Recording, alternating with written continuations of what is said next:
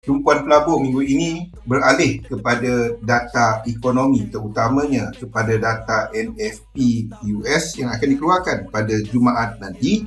Ada 3 data yang dipatakan pasaran. Average hourly earnings dijangka menunjukkan peningkatan, non-farm employment change dijangka untuk angka headline NFP dijangka menunjukkan penurunan, manakala untuk kadar pengangguran untuk US dijangka stable pada 3.6.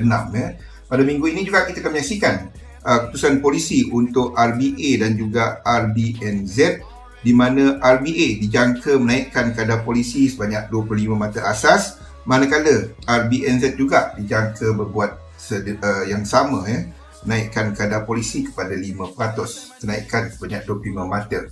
Okey, jadi untuk semasa ada 2 view sebenarnya untuk pergerakan pasaran. Sama ada kita menyaksikan low yang dicatat pada Oktober ni telah berakhir dan kita menyaksikan lonjakan dari Oktober ni, ataupun kita ada pergerakan pembetulan yang berlaku sejak dari Januari 2022 untuk indeks-indeks utama di Wall Street meneruskan pergerakan ke bawah. Jadi kena ambil satulah. Jadi untuk view semasa, kita masih lagi memegang kepada untuk indeks meneruskan pergerakan ke bawah, dan semasa dijangka kita akan melihat kepada short term untuk dollar dynamic. Inilah untuk hourly, untuk H4. Kenapa saya ambil yang ke bawah ni untuk indeks? Disebabkan kita nampak untuk yen pair dah break low yang ini. Kita nampak untuk AUD JPY contohnya, ini adalah chart untuk AUD JPY dekat daily. Low yang sama tadi, low untuk indeks dah break out. Bukan hanya AUD JPY, kita ada CAD JPY contohnya, low yang serupa. Jadi pergerakan semasa telah break low yang serupa. Jadi kita jangkakan bahawa pergerakan sejak dari Januari 2022 untuk indeks-indeks utama dijangka masih lagi ke bawah.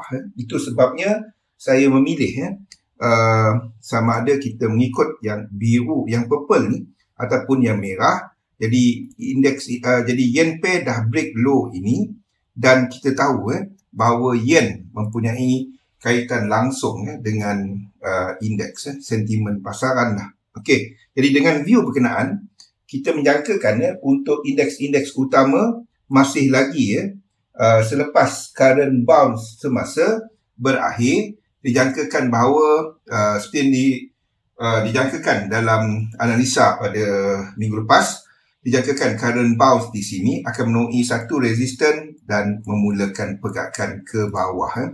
View ini akan terbatal sekiranya high ini break out. Jadi sekiranya break ini belum lagi, tapi sekiranya high di sini jadi kita nampak satu ini disebabkan oleh, kalau kita lihat dekat carta weekly di sini kita nampak untuk satu reset dekat B di situ. Jadi sekiranya dia break, jadi kita jangkakan bahawa C dan 2 ni dah berlaku sekurang-kurangnya. Ataupun kita ada A, B dan C. Ini merupakan satu pergerakan double correction W, X dan Y. Itu dah satu lagi view lah. Tapi semasa selagi high dekat B ni tak break, kita masih melukis ke bawah disebabkan oleh yen pair. Saya harap itu jelas. Okey, jadi untuk US 30 yang sama, di mana bounce semasa dijangka menemui satu resisten dan sedang berada dalam kawasan resisten untuk semasa, zone resisten untuk semasa. Jadi sekiranya 1618 di sini break, kita akan jadikan structure di sini sebagai flat, A, B dan C. Masih ke bawah selagi high yang ini tak break. Jadi kalau break, dan kita akan tukar view kita. Itu dah untuk US 30, US 100 dalam yang lebih lain. Tapi yang sama, sekiranya B di sini, selagi dia tak break, kita masih lukis ke bawah. Sekiranya break, dan ada kemungkinan ini sebenarnya adalah triple correction. Kita ada sebagai flat dan kita masih lukis ke bawah disebabkan oleh yen pair. DAX pun yang sama, dijangka akan menemui satu resisten sebelum membuat pembetulan yang lebih besar, 3 lekuk. Sama jumlah lekuk lah dengan indeks-indeks yang lain. UK 100 pun serupa, dijangkakan current bounce semasa akan menemui resisten dan jatuh ke bawah. Saya tak berminat untuk trade indeks semasa, sebabnya kita belum ada lower low. Selagi low dekat Oktober ni tak break untuk US 500, selagi low untuk selagi low ini tak break lah, kita masih belum ada set up. Sekiranya sini kita nampak breakout dia dalam 5 bounce semasa merupakan peluang untuk shorting. Instead of index, mungkin anda boleh lihat kepada yen pair, US dollar JPY, dijangkakan masih ke bawah. Euro JPY dijangka akan meneruskan pergerakan ke bawah.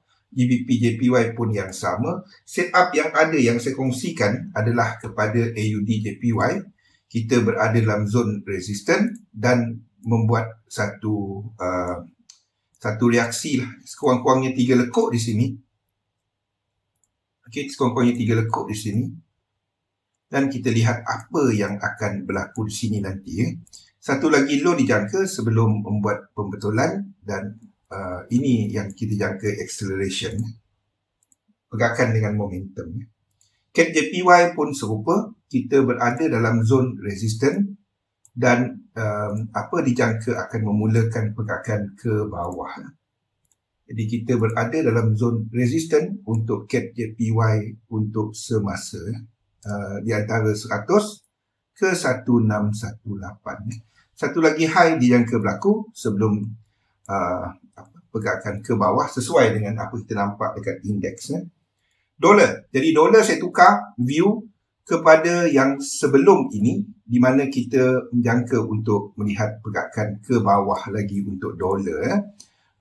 Bounce dijangka sedang berlaku sebelum dolar meneruskan pergerakan ke bawah. Euro US dollar yang sama. Pullback sebelum meneruskan pergerakan ke atas. U-shave yang serupa di mana kita jangkakan bahawa semasa melakukan satu bounce sebelum meneruskan pergerakan ke bawah.